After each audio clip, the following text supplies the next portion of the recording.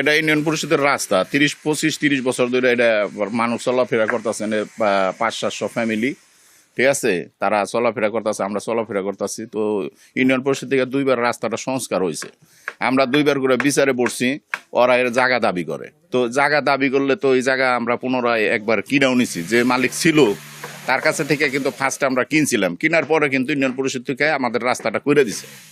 করার পরে এখন সে মারা গেছে, মারা যাওয়ার পর তার যে ওয়ারিশ আছে, এই ওয়ারিশ গুলা আইসা এই বসুন্ধরা টিস্যু অশুদ্ধতার বিরুদ্ধে এক বিন্দুও ছাড় নয়। অনেকগুলা 150-200 লোকজন নিয়ে আয়া, সন্ত্রাস বাহিনী নিয়ে আয়া এই যে রাস্তার ইটামিটা চুরি করে নিয়ে গেছে। রাস্তাটা এই মালিকেরও আছে, এই মালিকেরও আছে, বাট এই মালিক কোনো টাকা পয়সা নেয় নাই, মানুষ চলাচলের জন্য তার যতটুকু সমর্থ খুলেছে সে সেতটুকু ছেড়ে দিছে।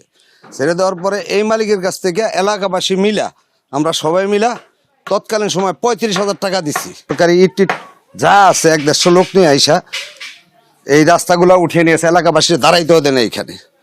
এখন এলাকাবাসী হয়ে গেছে এদের কাছে জিম্বি, এরা যা খুশি তাই করতেছে। সরকারিভাবে আমরা আবেদন করছি, ইউনিয়ন থেকে রাস্তা করে দিচ্ছে আমাদেরকে মেম্বার চেয়ারম্যান। গত 5 দিন আগে সন্ত্রাসী লোক আইনা 200-300 লোক আইনা বাড়িতে করিয়া এই রাস্তার ইট সব সমস্ত উঠে নিয়ে গেছে। এই এলাকাবাসীরা আমার মামা শ্বশুরের কাছ থেকে জায়গাটা কিনে নিছে, আর মেম্বার চেয়ারম্যান এই রাস্তাটা সোলিং করে দিয়ে গেছে। এই যে খুঁড়ে রেখে দিছে, কাদা হয়ে গেছে, এখান থেকে মানুষ যাইতে পারে। আমার দাবি এই রাস্তা হোক।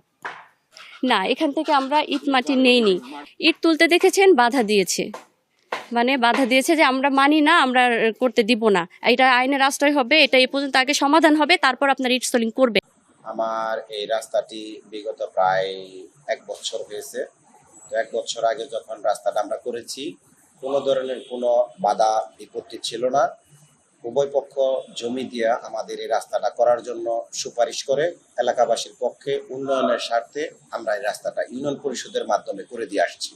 কিন্তু ইতিমধ্যে আপনারা দেখতে পেরেছেন এখানকার 2-1 লোক রাস্তার ইটা এবং বালু উঠিয়ে নিয়ে যায়। আসলে এটা জনগণ পাবলিকের চলাফেরা করার জন্য খুবই কষ্টদায়ক হচ্ছে। আমরা ঊর্ধ্বতন মহলে জানিয়েছি, এমনকি একটা অভিযোগও হয়েছে, তারা আইনানুগ ব্যবস্থা নিচ্ছে।